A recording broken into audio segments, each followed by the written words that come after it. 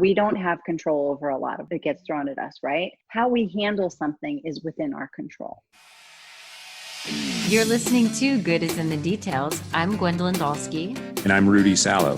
And this is the podcast where we use philosophy and law to rethink societal issues and current events. I don't know about the word use. I like apply.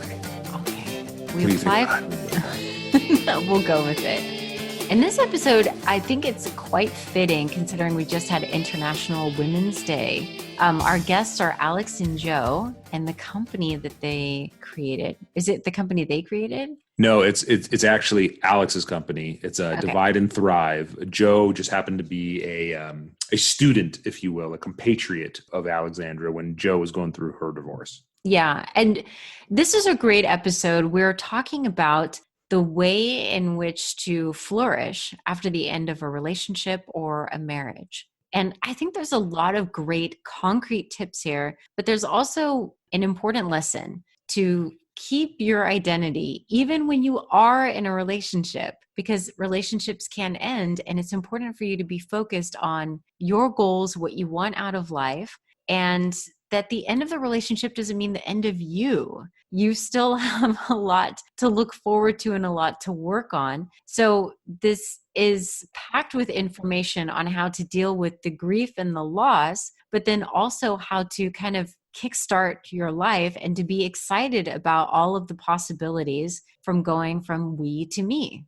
I couldn't have said it better than what you just said. I completely agree. This show is, Rudy, that's why I keep you. When you say things like that, I wonder why you keep me. I wonder why you haven't. I wonder why you haven't divorced me. And so that's. It's good that I've been able to not be divorced because we've had some relationship episodes on here, and to truth be told, a lot of them have to deal with breaking up and how to, pick up the pieces and move on. I think this is a great episode regarding that. It's really focusing on individual health and trying to, this episode provides the tools for an individual that is getting out of a relationship to focus on themselves and move forward, which is vitally important. I'm just glad you haven't, made me go off on my own and try to go start some other podcast and you keep me around for whatever reason. You have great hair. How could I let go of that? It's true. That's why I keep my hair. That's why I work on it. I work on it a lot. And I also keep my hair so I don't get divorced. I'm pretty sure that if I lost my hair, if I lost my beard, I'd be done for. Does Kate listen to this show?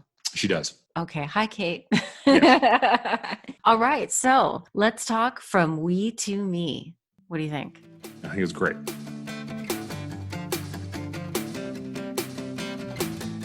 Alex, let's start with you. How did you get started in this system is it for women only for handling divorce? Well, let me give you a little backstory. So I have 2 kids. I had a long-term marriage and I have a successful career in entertainment, like outside of all of this. And 5 years ago, the shit hit the fan in my life. And I realized I was headed down a road to get separated, right? And possibly eventually a divorce. So like any good expert, all of my experience comes from real world experience. And so when that happened, I was able to kind of guide myself by creating a system. And it kind of combined in my skill set from my entertainment work and what I had done in my life before. Like before I got married, I created a binder about what my wedding was. Before each kid arrived, I created a binder, an organization system, for the hospital and the doctor's notes, whatever. On each kid, I have to fill out this form for Social Security, whatever. When it came for my divorce, I realized it was time to make a new binder. So that's really where it started, the genesis of the divorce organizer, Divide and Thrive. But before that, going back in time, initially when I did it for myself, it was great because you go through a big life change and think to yourself, where do I start? And I think most people face that, especially women who I've talked to when going through a separation and divorce. And by creating this organization system, it gives people a concrete place to start. And to me, that's been a joy. So it was something I did for myself. And then it became a buddy system where, I would meet Josephti in the real world. And she would say, and it's kind of like one of those things you're like, wait, you're going through a divorce? I'm going through a divorce. You're separate. I'm separated. And it becomes this like sisterhood in a way. Okay. And so then I would help guide people through, and I'd say, I did this to help me before I even talked to anybody, and it saved time and money. And it gave me some certainty at a time in life that feels really overwhelming and uncertain. And so that's where it came from. And then eventually one of the people I helped was my partner, Jenny Pithy. And, after guiding her through her split, what we realized is we really wanted to create a community for women to be able to share all the tips and tools that we use to go through and navigate splits successfully. And that's how we arrived at Divide and Thrive. And thankfully, her skill set complements my skill set. So and here we are, and we're excited. What's really nice about creating something like this is it's easy for me to talk about because it's personal, because I've helped other people. I love helping people, and it's something tangible that I can contribute. And that gives me a lot of joy and purpose. Right. So I'm curious, when you decided, okay, this needs to go into a binder, this needs to be organized, what were maybe the first two things that needed to be organized that you felt, okay, this needs to be separated from this has to go in this particular file? Well, it's interesting because it's three core ideas of the organizer are exactly what I started with when I was faced with, holy crap, what do I do? And the first thing, quite frankly, that I did was I sat down and I wrote a letter to my future self. And in that letter, what I articulated is what I wanted my life to look like in terms of I want to be doing lots of, X, Y, and Z that brings me joy, whether that's going to the beach or what have you. I want to live in this kind of a place with my kids, really specific things. And then I folded up the letter and I sealed an envelope and I put it away. So I set my intentions for my future, first and foremost. And secondly, it got me thinking about what are my goals going through a separation or divorce? Because we can really be easily kind of turned upside down by either the emotional component of it or the business component. And there's so many opinions when you go through the process. So I sat down and I really identified what was important to me. To me, that was making sure I have children, that their lives were as untouched and ruffled as possible. And that became my North Star. So that guided me through. So that was the first thing I did, which is also part of the organizer. The second was knowing what essential paperwork I needed to get together in order to have everything at my fingertips, whether it be taxes or what have you. And the third, which is kind of like the secret sauce, was I needed to really know the nuts and bolts of what it costs to live my life on a monthly basis. And so with those three components and doing my homework early, not only did it give me a sense of control over the process, it enabled me to move through the process of divorce and be more efficient so that when I was talking to somebody whose time I was paying for, I already had everything at my fingertips and was able to answer questions, as well as make decisions based on my actual life and factual financial situation. And I have to say it was a game changer. And for those who I've shared it with too, thankfully all the feedback has kind of been the same. It doesn't take all the scariness out of it. It doesn't change, anything about the emotional roller coaster of the first 2 years of any split, even the most amicable, but it gives you a great structure to be able to focus on something that is going to be to your benefit. It's still going to be tumultuous, but it's something to hold on to. That's right. Yeah. Have you opened the letter? Have I opened the letter? I have opened the letter. It's almost like having like a little rabbit's foot in a way that, you can rub every time you need a little extra luck, especially in those early years. I opened it more frequently, but now I'm living it. Now I'm living what that letter was. I would imagine that would be a healing and also an emotional thing, because to ask somebody to write a letter to their future self, then they're confronting a future without their partner. So they have to revisualize what their future will be. That's 100% true. And that's the thing, as I said, like there's a multi-leveled emotional component to this experience you're going through that just happens to also be a legal and business thing, right? So how do you honor and compartmentalize all three sections of that? And yes, your life will look different, and different will be good. There's no one right way to do life. And we can obviously set out with the best of intentions and want something. And when it doesn't happen the way we want, there's a mourning period to it. And we have to honor that. But just because it's different doesn't mean it's a bad thing. And Joe, you work with finance, right? Mm-hmm. So what are some of the financial issues that women come to you with, or concerns? You mean specifically relating to divorce Yes, and separation? Yeah. Okay. Yeah. Yeah. Because you can only imagine there's a whole host of financial issues that an expert like Joe can address. But I'm thinking for women who all of a sudden they're going from, from one life, because all of that is tied to a lifestyle. Everything is tied to, what you want and then what you depend on. So going from that we to me, what are some of the emotional issues that are tied up with the finance and how to restructure your financial understanding? I think it does depend on each relationship, and perhaps stereotypes have become a little softer around this as we've gotten to our generation versus our parents' generation. But there are still a lot of women out there that leave the finances up to their husband, right? And just live their life. And whether that's because they're a stay-at-home parent or they're just too busy working their own career and they're just leaving it up to their spouse to figure out the finances, when something like this comes up, a lot of times they're just in shock and have no idea what they pay for a mortgage. They don't even know if they have one. And it's extremely overwhelming to figure out all of a sudden, like, oh my gosh, how much is my life? How much does my life cost? And actually, Alex and I met because I became her financial planner, but she ended up helping me organize for my divorce. I'm a financial planner, but divorce is a special animal. And she really helped me figure out what was important to organize. Now, because I'm in finance, I wasn't scared by the tasks she gave me, but I could see how it would be completely overwhelming and scary to someone that doesn't look at bills or take care of any of that stuff on their own. Yeah. Just to pick up on what Josephti was saying, it's so funny. It's like the three things that you don't want to hear from someone when they're entering into this, when you ask them questions, and especially you don't want them to say when they're paying for someone's time is, 1, I don't know. 2, my spouse took care of that. And 3, I didn't think it was important. So by taking the time to do your homework before you get to that point, to answer those questions, to educate, doesn't matter what it was before, doesn't matter what your roles were. Even if you worked full time, if you didn't, you were working full time at the house. You just weren't paid for it, but it's valuable. Mm-hmm. Now is the time to start fresh.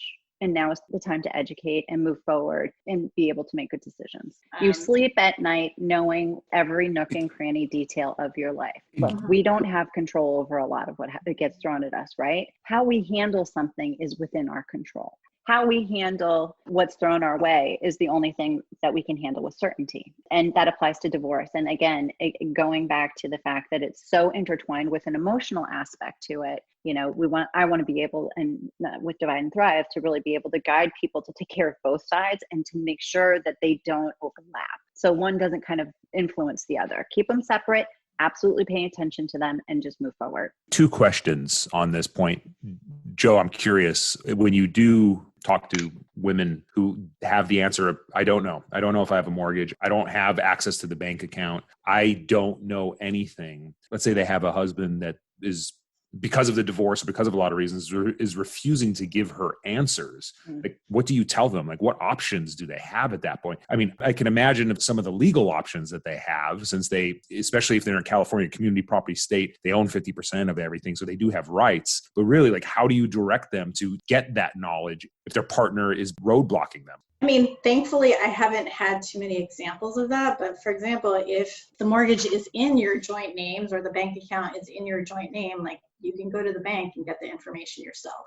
So that's one way to do it. I think, again, depending on your soon-to-be ex-partner, if they're somewhat reasonable, you can talk to them from the financial perspective. Like, hey, if we can organize, this is going to be cheaper for both of us. That worked for me. So there's different techniques depending on the situation. I guess what I'm worried about is what Alex was just speaking to before is, sure, yeah, you do need to separate the emotional aspect of it. What if your partner can't? What if they're an emotional mess? What if they're a ball of rage? And you literally don't know. Okay, maybe you have one bank account in your name, but what if there are a bunch of other bank accounts that are out there and maybe the mortgage isn't in your name? Like, I'm just curious, Alex, if you've ever come across that. I know that's kind of a nightmare scenario, and hopefully that's like a rare case, but I can't imagine that's that rare. I do feel like some partners are kept in the dark, either on purpose or for whatever reasons. And like, I feel sorry for anybody that's going through this, but the ones that truly have no idea how they're going to pay a bill, that's got to be daunting to them. Absolutely. And the truth is, whether it's a friendly, amicable divorce, if you have a contentious divorce, maybe you were hit out of the blue by it, or it was a long time coming. How you got there, isn't the focus. It's how you kind of prepare and move forward. That is your focus. And you plan the same way for all of those scenarios, right? So let's say you have someone who is really creating roadblocks because they're not on board. You're not taking care of them. You're taking care of you. So whether it's you need to get a hold of your taxes, you reach out to the IRS. Nobody needs to know. You have credit cards in your name together, you call the credit card company. Yeah. And if it's really extreme, then you hire a forensic accountant. Yeah. So there are lots of different levels to this, and there are answers out there, which again is having everything in one place was the goal, because it felt like the Wild West when I was going through it. And let me tell you something, I had the most amicable divorce you would want, and it was still shitty because that's just the process of it. But there are lots of different ways that you can get information. Going through the Divide and Thrive organizer, then you can see where you stand. It's like, oh, I don't know where the credit card statement is. I'm going to have to go get that. Whereas maybe you wouldn't have thought to even look for it before. Great point. Obviously, I don't have a copy of the notebook in front of me. I know there's a lot of information on the website. I don't plan on ever buying your workbook, by the way. No offense. But it's geared towards women. Yeah, I totally get it. There's another reason why I forgot. See, I actually forgot I'm not a woman there. So sorry about that. But thank you, Joe, for always keeping me in my place. You've been doing that because I've known you for so long. Do you have in the workbook, do you have an if-then scenario, kind of if this happens, go to this tab, or if this happens, go to that tab? I mean, is it that detailed in there? That's a really, really great question. So like I said, there are 3 key components to the organizer. One is about setting goals, and we walk you through some really specific questions to get you thinking and to kind of write down and to start focus and identify what your priorities are. In terms of organization, it's a very detailed list of what you need to gather. It is incredibly thorough, and you create different sections where you, in your binder, put all those things, because it's like a one-stop shop. Then you have it in front of you, which is, key. In order to be able to access things, you need to know where they are, right? And having everything in one place goes a long way. And then in terms of your budget, it's also an incredibly detailed breakdown so that people, there were things that I put in there that some people, even Josephti was like, I have never seen anyone with such a detailed budget when I went in, because knowledge is power. The number one thing you can do to prepare yourself for your future is to educate yourself and put in the time now to prepare. It's not really a therapist kind of notebook. I feel like it's a list of tasks that you have to do. It has more of a positive twist to it, right? So it's goal setting, and these are the things you're going to do to get over there. What the focus for Divide and Thrive is really giving you structural things and in a very comprehensive and very easy to use way, so that when those things get thrown your way, you have a leg up at least. You have a clear bird's eye view of every detail of your life to be able to tackle it. I can imagine that somebody who is going through the emotional turmoil of a divorce, especially if it came out of left field, and even if it didn't come out of left field, knowing that they have something like a list of to-dos that helps them get through that day. If they're having a particularly tough day, okay, I have some to-dos here that are not emotional.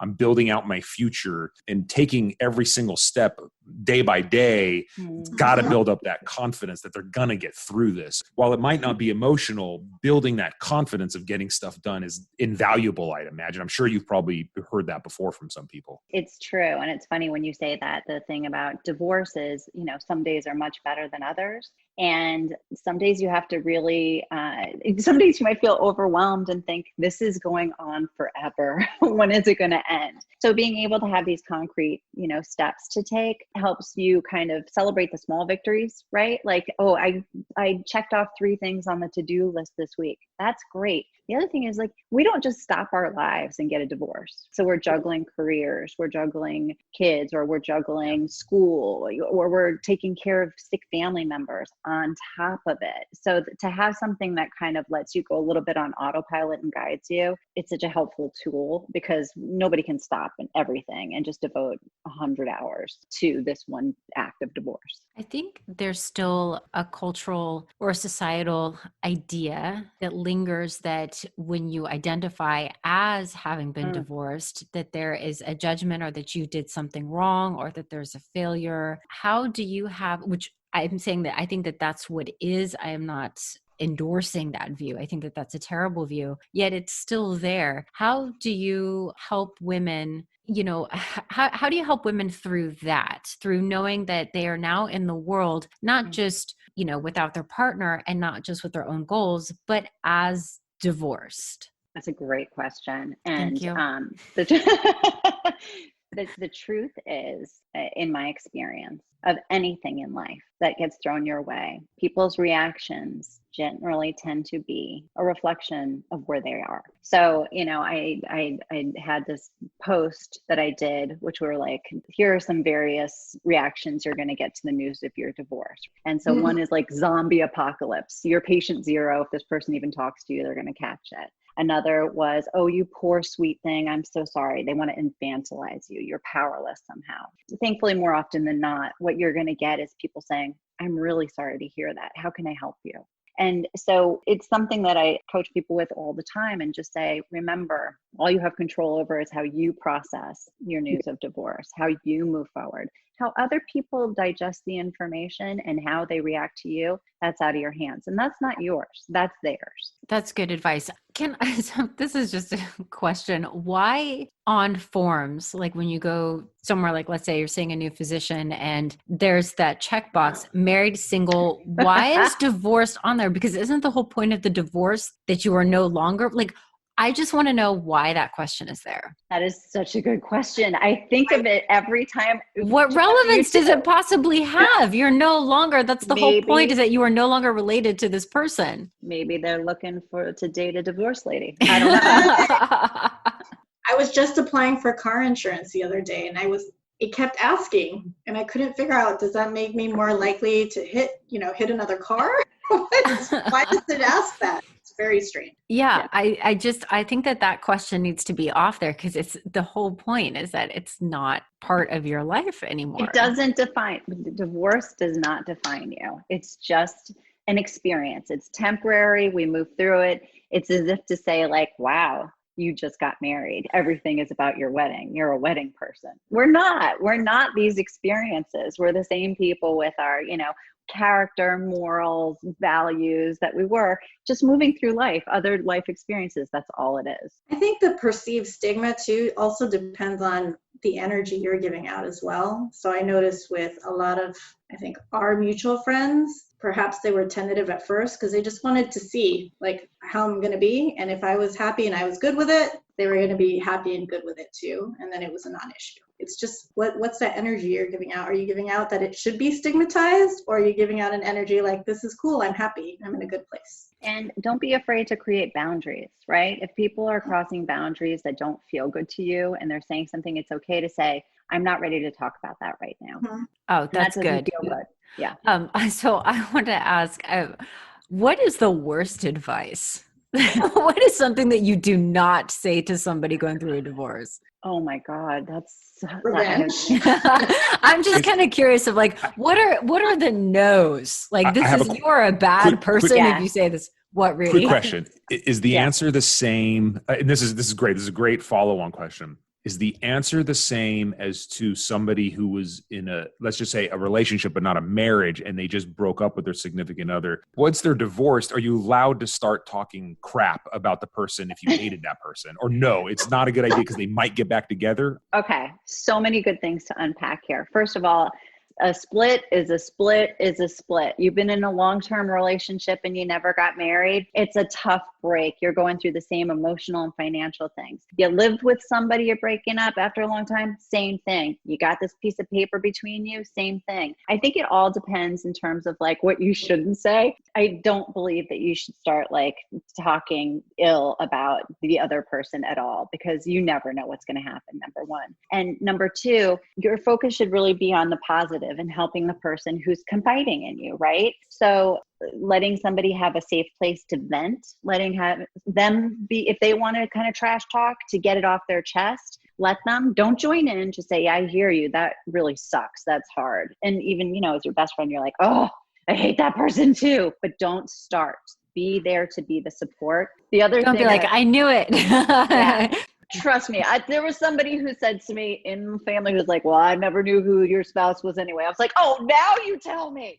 Like, if you can't go back in time and fix it, don't bring it up now. You know what I mean? Yeah. But another thing is like when people throw every reason at the book at you, it's like, well, why can't you make it work? They're so great. Your kids. Well, it's like, stop. This is happening. If you can't be a supportive person for that person who's confiding in you, zip lele. Mm-hmm. Let me just ask, is another not good thing to say, hey, that's Rudy, are you writing this down? I hope I want to see you taking notes. Hey, that's terrible. But hey, when you're ready, there's somebody I have for you to meet. Like, I'm just curious, like how early can you play matchmaker? Maybe that could be like a follow-up conversation. Yeah, I will say early on in my split when I have your friends are all different. Their personalities are all different. And I have a really supportive friend who immediately all of a sudden she was like, but you could date this person. And she sent me like a snap of somebody who looked like the male version of her. And she's like, it would be like you could date me. I mean, that's different. If it's coming from a place of love and humor. And by the way, giving somebody hope, the idea that like, wow, that's right. I could meet somebody else. Wow, I can have all those great experiences is fantastic. And I think that's a positive thing because what you're saying to that person at a point where a lot of times, even if you're a pretty secure person, you're feeling really vulnerable and you're going through a process that's telling you in a way sometimes, especially societally, that somehow you're unlovable, which is not true.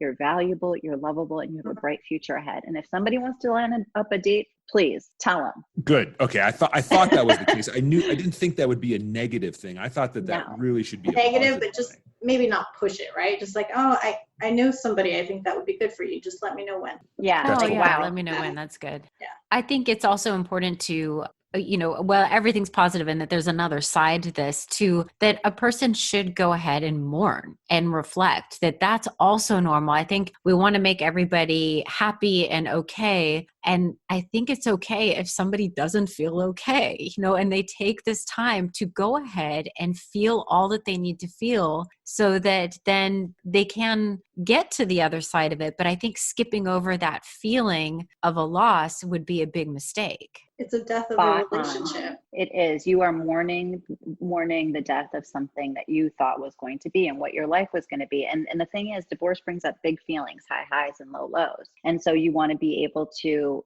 honor those feelings and ride through them so that you can get to the other side and you can have a bright future. How long is too long? If you're seeing some, and I get it, facts and circumstances, everyone's going to be different. But let's say you're seeing a friend, male, female, it doesn't matter.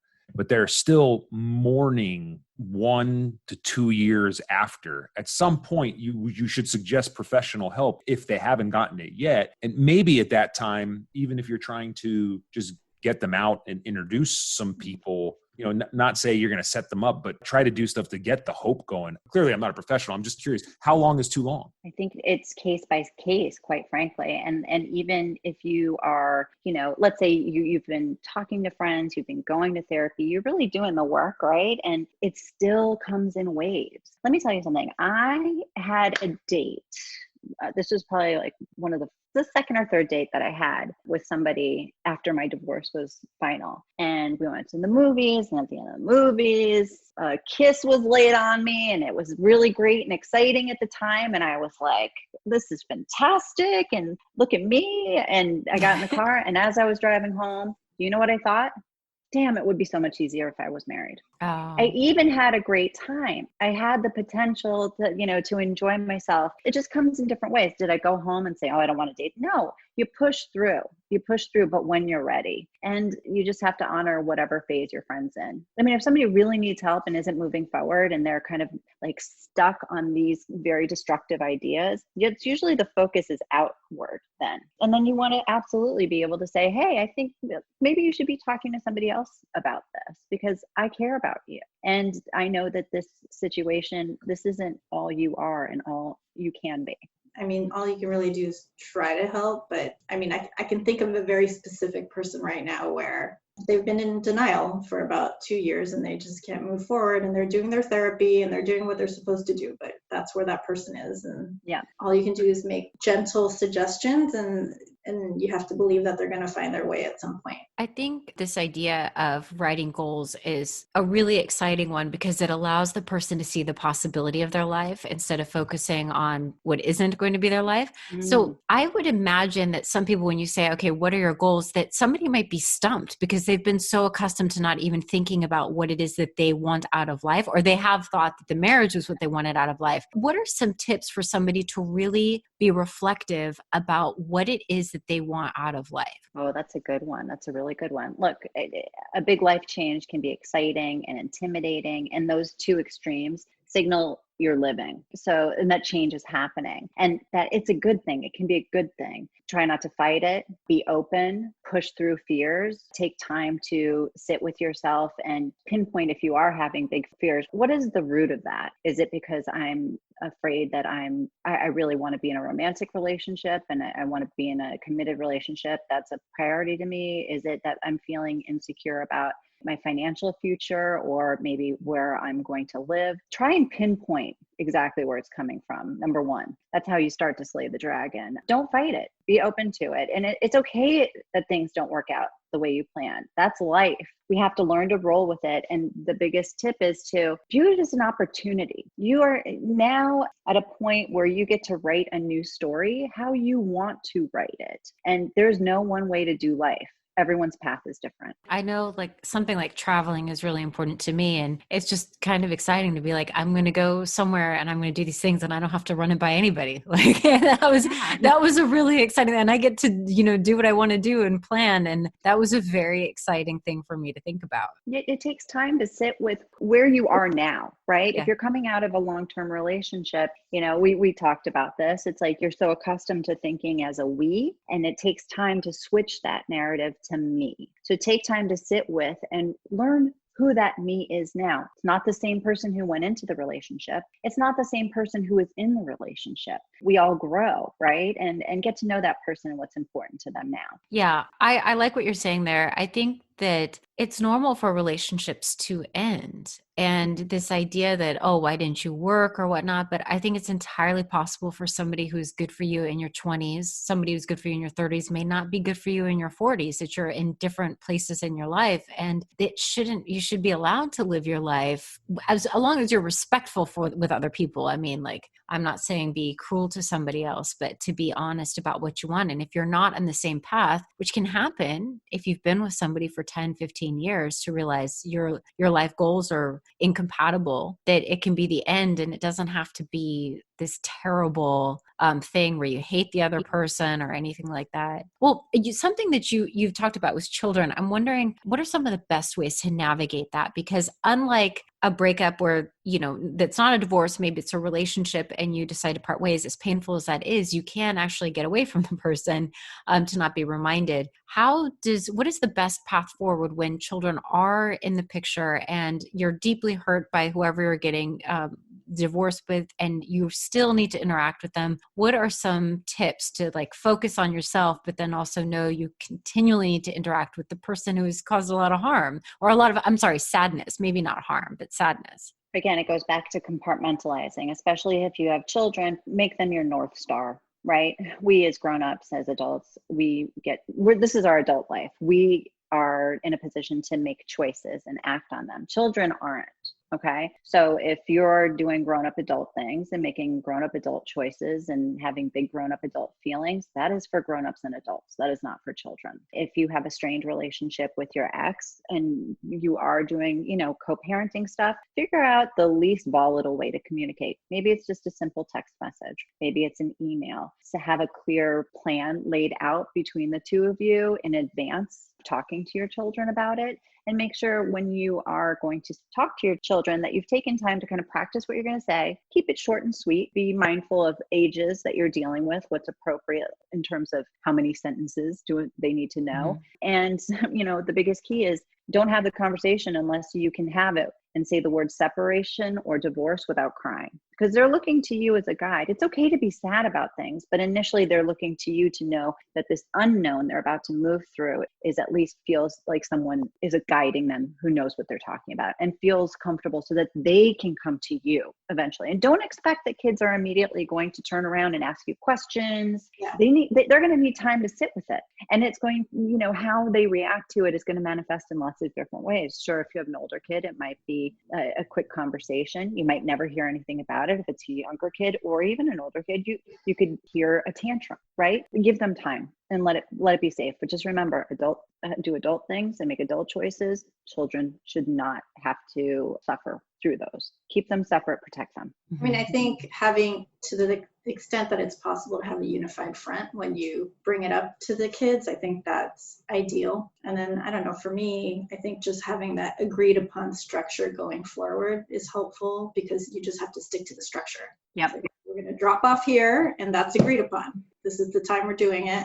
That's what we're going to do. Just to minimize arguments or any gray areas. You want everything to be black and white. So people who have come to you for help, can you give a couple of examples of somebody thriving? Like, in what way was their life better, or did they do something because they were divorced that they wouldn't have done if they were still married? That's a really good question. I think it kind of runs the gamut. Like, I know people who have started a business that they just didn't feel like they saw the possibility of doing it because they were kind of stuck in a situation that didn't feel good. So, and when you're in something that's not working, it's hard to see possibilities in other places. Friends who ended up traveling for the first time and, really experiencing the world on their own because they'd been with somebody for so long, they'd seen only the world through the couple's eyes. There are lots of different examples. How we thrive afterwards is so individual. And even if it's something as small as like, I go for walks now every day and it brings me immense pleasure, or I get to read now, they're all valuable. Rudy, I wanted to know if you wanted to throw it. Sorry, no, I don't have anything constructive to add. It was literally going to be an eat, pray, love joke. I was just curious if I haven't even seen the movie. It was just, is that like something? It's not that good of a movie. It's not. I'm not saying I haven't seen it. I was just, not constructive. So that's why I just kept quiet and muted myself. So I'm going to go back to doing that. That would be an example, though, of somebody. I mean, it's not a good film, but it is an example of where the person was able to realize like that there were all of these experiences and just an enjoyable way to be in the world that was because they were no longer married. And I think that it takes some time, like I said, sit with the sadness. It's okay to be sad. It's okay to mourn. But on the other side of that, the whole world is open to you. Because it's not chartered territory. There is no path. You don't have to run anything by anybody. You can do what you want. And that can be very, very exciting. Just on a simpler level of that movie, you just have time to get to know yourself. Like, who are you, right? What do you enjoy? What do you like doing? What are you thinking about in the silence now that you don't have to talk to someone else in the house? Like, what is there to think about? Do you want to sleep? Do you want to meditate? Do you want to watch TV? It's really interesting to just learn these things by yourself. So the movie's not that bad. I mean, I'm hearing positive things from the both of you about a movie that I haven't seen. I mean, I haven't seen it because number one, I haven't seen it either. I'm with you, Rudy. I haven't seen it. Thank you. I liked Under the Tuscan Sun. That was a good one. Oh my God. Yeah. Well, actually, this is really funny. I think we should talk about some great movies that have divorce at the center of them. I'm going to do my quick list, really. And then I want to hear what everybody. So we got Eat, Pray, Love, which I need to still watch. And I love pizza. I don't know why I haven't done it. So more recently, you can have something like Girls Trip, where at the core, one of the women, it's, laugh out loud, funny, really great, very empowering film. Love, love, love. Or you have Under the Tuscan Sun, which is like, oh my God, come on, immediate vacation. One of my absolute favorites is Enough Said, the film that starred James Gandolfini and Julia Louis-Dreyfus, and Nicole Holofcener is the writer-director of it. And it's so grounded. They're so human and real. And it's a really fun one to watch when you're going through divorce, because it's about two people who are divorced and kind of, you're at a different point in life and you're trying to connect with other people. I highly recommend it. And of course, How Stella Got Her Groove Back.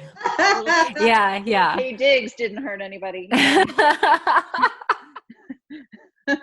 Oh my God, he's so beautiful. and First Wives Club classic. Oh, right. Yeah. I think, you know what?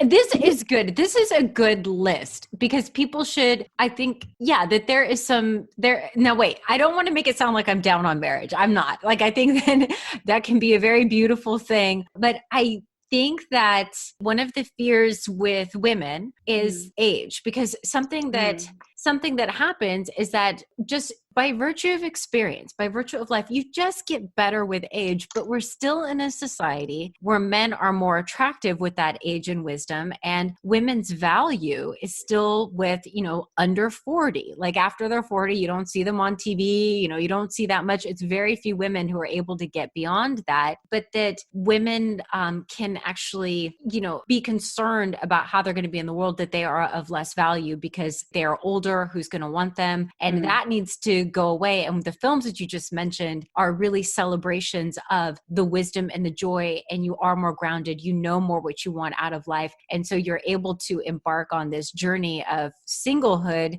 and then find what it is that you want in this other part of your life. And that's not to disrespect the marriage, because just because a marriage ends, that's why I hate the word failure, because there can be so many life experiences and so many beautiful moments that took place in that relationship. That does not mean that it was wasted or it's no good or, like I said, fail. I think it just ends and there can be this other part to your life. And I think that, like I said, I think with women, that might be a hang up, this concern about their age, who's going to want me, and all of that stuff goes away in those films. You bring up a really good point, and that there is, this stigma. There's still a little bit of a societal stigma, or maybe a self-imposed stigma somehow about divorce. So it's not like there's no pro-divorce. I'm not pro-divorce. I didn't get married to get divorced at all. But when life hands you lemons, you got to make lemonade, and sometimes a vodka lemonade. You know what I mean? So it's like, do the best you can with the cards that you're dealt. That's all we can do, whether it's divorce, whether it's career, whether it's a health issue. That is the name of the game. There is no one size fits all. And look, there's joy to be found no matter what your situation in life. Are there books you could recommend? So those are films, but are there books that come to your mind? They could be either fiction or they could be nonfiction. It's funny that you ask about the books, because for the most part, I'm not a huge self-help reader. My partner, Jenny, has this incredible list of books that I can share with you that she recommended. One book about marriage that I found incredibly funny was by Jenny Ophelia, called Department of Separation, that came out a couple of years ago. And that's really, it's a really well-written, modern, I guess it's a shorter story, which I highly recommend to everyone, about a woman who is married and she has a young kid, and it's very an internal narrative about kind of going through the process of deciding whether or not she want to stay together, and kind of the ridiculousness of them and mundane of the middle-aged ennui, if you will. So that's a good one to check out. Are there any books out there that help women going through the financial process of divorce? I mean, I have to say her workbook. So I used it before, I guess before it was branded, and it really helped me. And I'm now using it with other clients that are going through the process now. And I don't know that I call it a book, right? Because it's tasks. Yeah. Helps you organize it into something, so it's not it's not a self-help book. No, it is a workbook. It's an organizer. Yeah. And then, so speaking of other books to possibly recommend on the subject, so there's this Department of Speculation, which is fiction, but then in the nonfiction space, there's Something Gained by Deb Purdy. There's Conscious Uncoupling, who we all know that book, made famous by Goop. Daring Greatly is another great read. Wherever you go, you are there. And Light Magic for Dark Times. Can I just make one correction? We all don't know what's on Goop. I do not. I don't. Rudy, I know that you are using a very special scented candle right now. I swear I'm not. Help me here, Joe. Come on. Well, I guess I read some books, and they weren't necessarily about divorce maybe, but just helping me get to know myself better. Okay. So one that I found really fascinating, and then I forced it on other people. I bought them the books to make them read it. It's called Attached. So, yeah.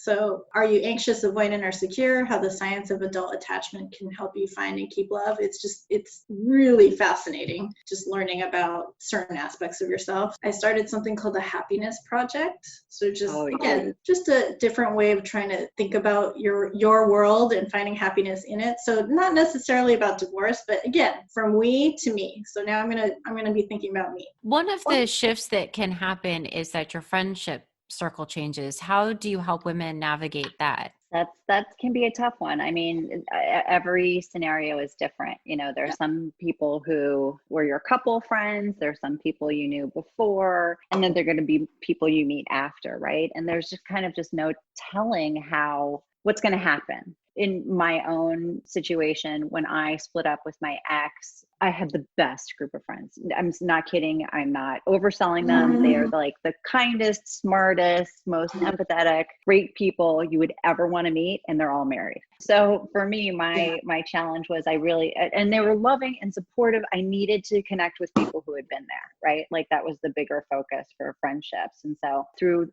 friends or friends of friends or what have you, I was able to connect with those people. You can't control if certain people fall out of your life because that's not your people then. It's just as simple as that. It's not your people. Do you have some suggestions for women to expand their world to like, I don't know, like take a yoga class or like what is something that they can actively do in order to, because it might even be that the friends are great, but as you just said, like, but they're all married, but it might be that the person needs to maybe not be around that, and not because the friends aren't great, but their own emotional, like they need to meet new people. What is a good way to, and I don't mean for dating, but I mean just to expand their world?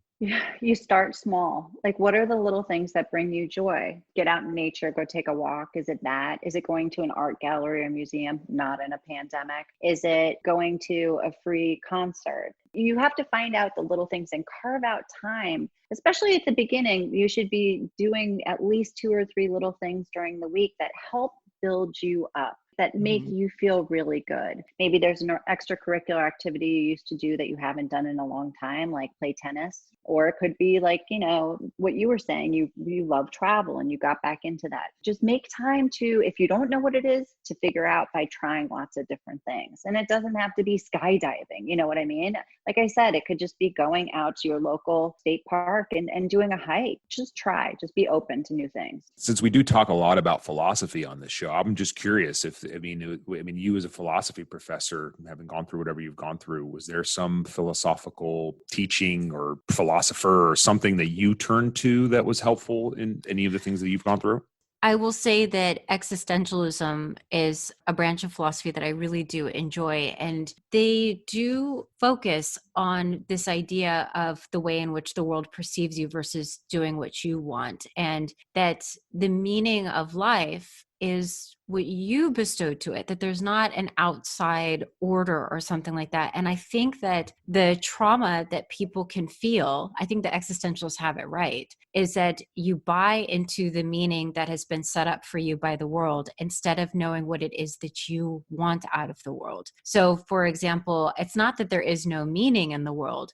It's just that any meaning is because you are giving it. So it's even the way like the word divorced, right? Like, but it has to be what the meaning that you are giving it and kind of evaluate it. So I don't know. I love the existentialists. I think that they gave me a lot of strength. Also that the world is chaotic. There's Camus writes that there's this absurdity in the world and that you have to breathe with it, not fight it, but breathe with the absurdity of the world, that there's these contradictions in the world. And that absurdity can be that you thought that there was a particular order to things and then it went astray. And Camus says there was never an order in the first place. You bought into everybody telling you you're supposed to, like, I don't know, go to college and then, you know, get married and have 2.5 kids and a golden retriever and a white picket fence. And then it falls apart and you're upset because you bought into this idea that that is the way it's supposed to be. And Camus is saying there is no supposed to be, that the world is inherently absurd and you have to breathe with it. And I love that. So sometimes when I think of like,